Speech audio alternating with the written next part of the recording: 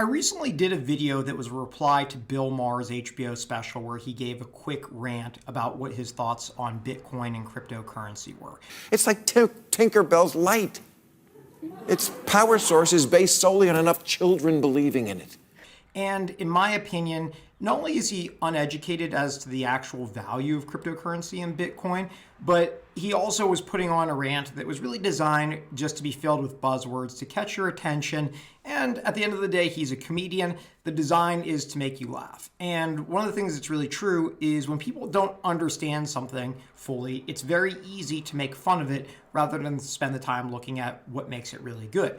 But that being said, this rant or the segment that Bill Maher put on has gotten enough attention to get Michael Saylor's attention, and Michael Saylor took the time to dissect some of the arguments and take a look at the counterpoints that made sense for him against Bill Maher's arguments. And here's what Michael Saylor had to say. Again, it's the most disruptive technology of our lifetime, and so it's the butt of jokes. Comedians will make fun of it. I imagine that comedians probably made jokes about planes, trains, and automobiles in their time.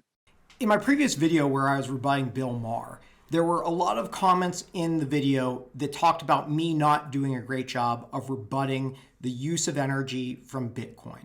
And that's true. I think that there's a lot of factual accuracy. I'm not an electronic engineer. I don't come from an engineering background, and I don't pretend to, but I do think that Michael Saylor does a much better job of addressing this point than what I was able to do. My points are mainly that there is normally technological innovation that occurs when there's financial incentives with electricity. So right now, there might not be as much electricity out there that could be used for clean or green sources, but into the future, if we are consuming more electricity, there then becomes financial incentives for like clean nuclear energy to be innovated or different hydroelectric powers that might not have been viable unless you had a financial incentive to do it. But I really appreciate what Michael Saylor has to say with this because he says it in a much better manner than I was personally able to address. Well, first of all, I think there's something cruel and tasteless about an entitled rich white male that wants to deprive billions of poor women and children and men in Africa, Asia, and South America of the basic human right of economic self-preservation so he can generate some laughs.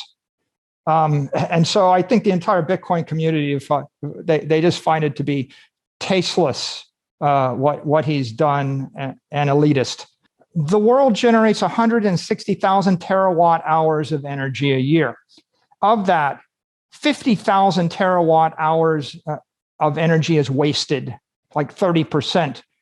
Of that, 120 terawatt hours is used to run the entire Bitcoin network. To put that in perspective, that's 7.5 basis points of all the energy in the world. Bill Maher uses 10 times or electricity that costs 10 times as much as the electricity used in the Bitcoin network to enrich himself. One of the biggest ironies with Bill Maher's rant is that he never takes any time to look at the energy consumption that he produces or he causes. What does it cost to have a film studio that's fully lit up that then gets disseminated throughout the nation and how it's consumed? There is no interest of that he is also consuming a lot of electricity. And Saylor kind of goes on to talk a little bit about this. When people are watching Bill Maher on their iPads and their iPhones, they're paying at least 13 cents a kilowatt hour. Plus, they pumped it into their lithium-ion batteries on their devices, which probably jacked up the cost by a factor of 10.